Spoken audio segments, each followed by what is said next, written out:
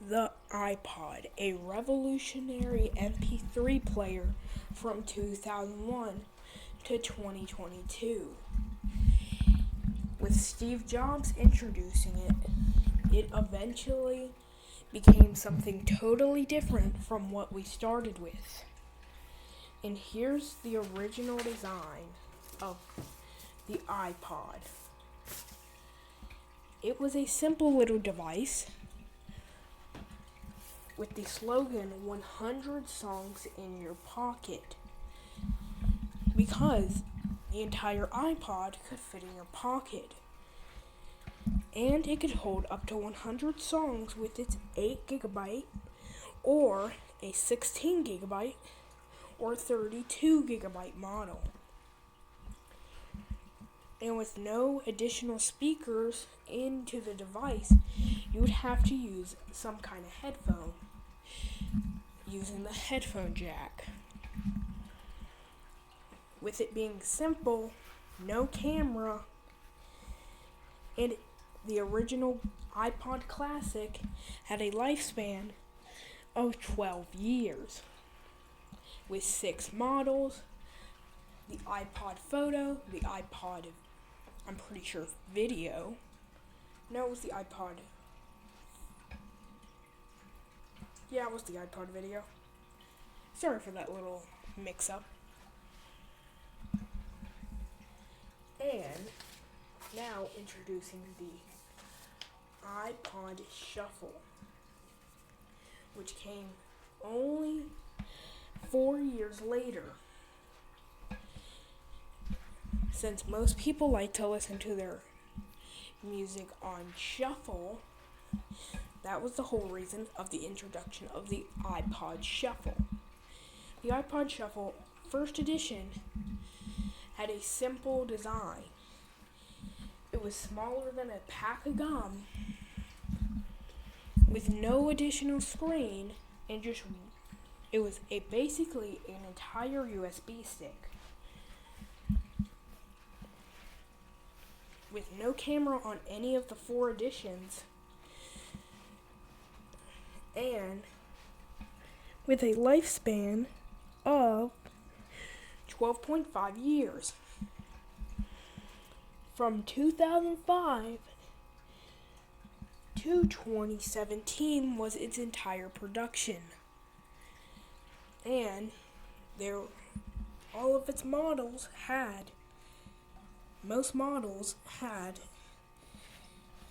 a 1GB model, a 2GB model, but later models had a 4GB model.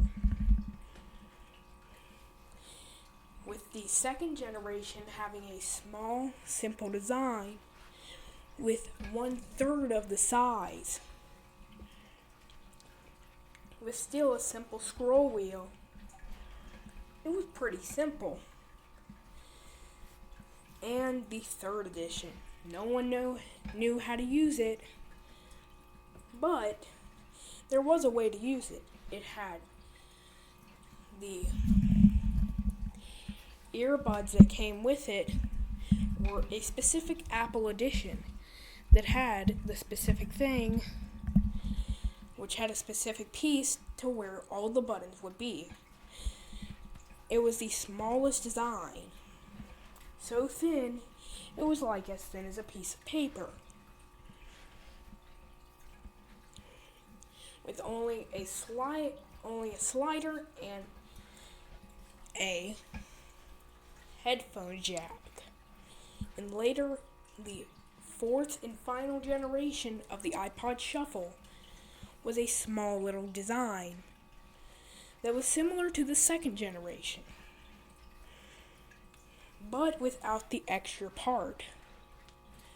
So later, still in 2005, they created the iPod Mini.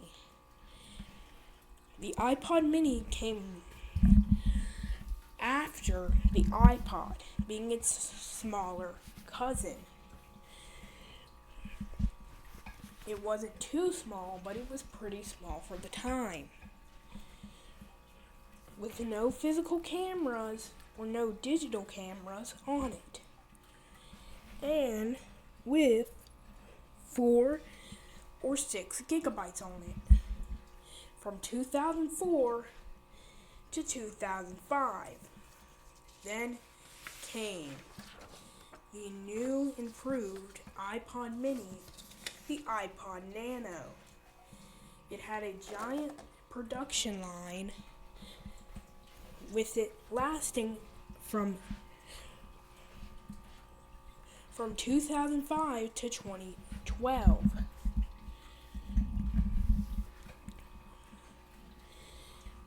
With the last and final design of the iPod Nanos having a lightning connector instead of a dot pin connector from the original designs, and with a production life of 7 years.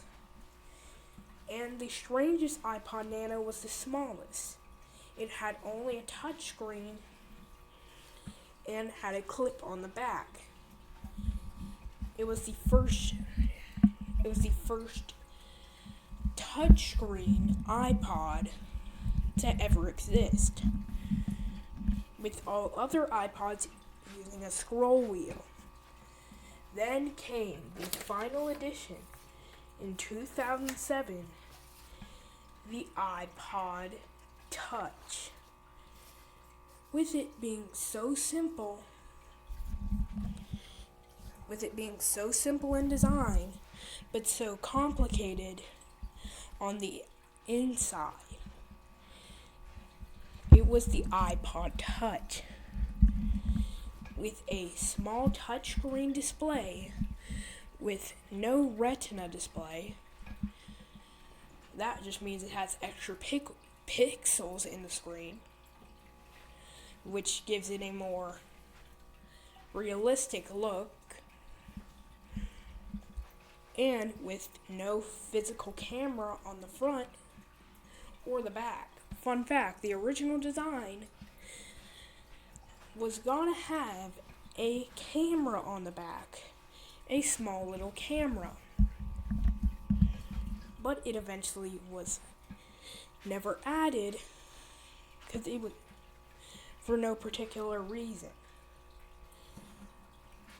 And all the models had either 8 gigabytes, 16 gigabytes, or 32 gigabytes. From September 5th, 2007 to May 9th, 2022. And actually, for a fun little perspective, I actually have an iPod Touch 3rd generation. I'm just gonna go get it.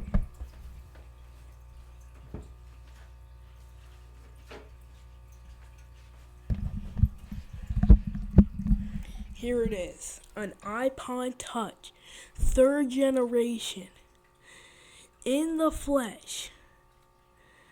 Okay, hold up. I'm just gonna hold it from the back so you can see it.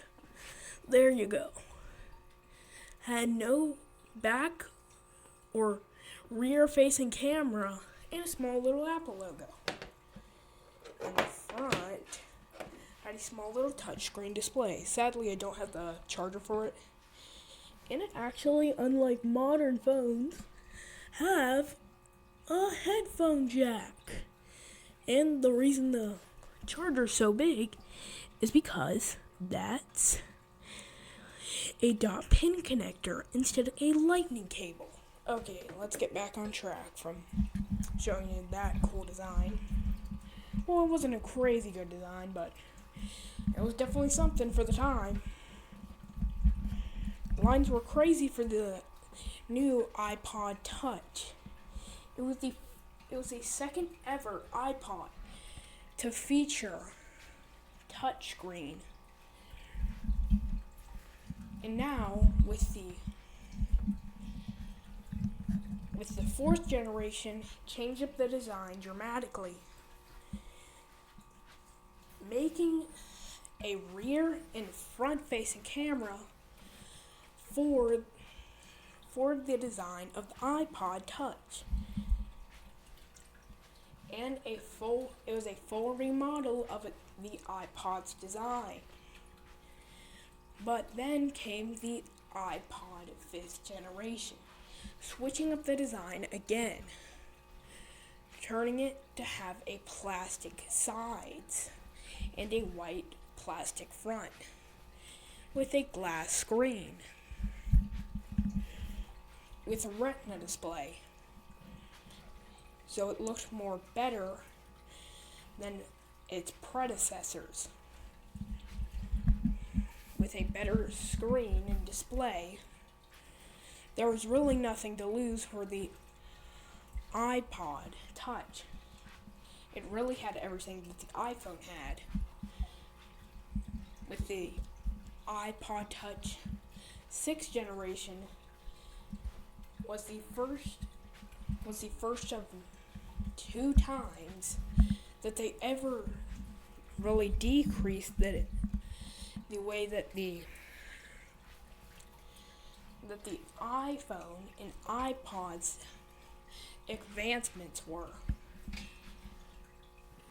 The iPhone was way more advanced than the iPod Touch, so more people opted for the iPhone than the iPod Touch, because the iPod Touch was just a worse model with basically the same price.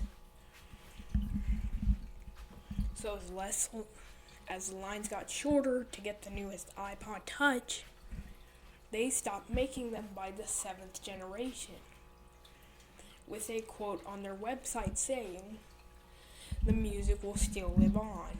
And that's the history of the iPod and all its many variants.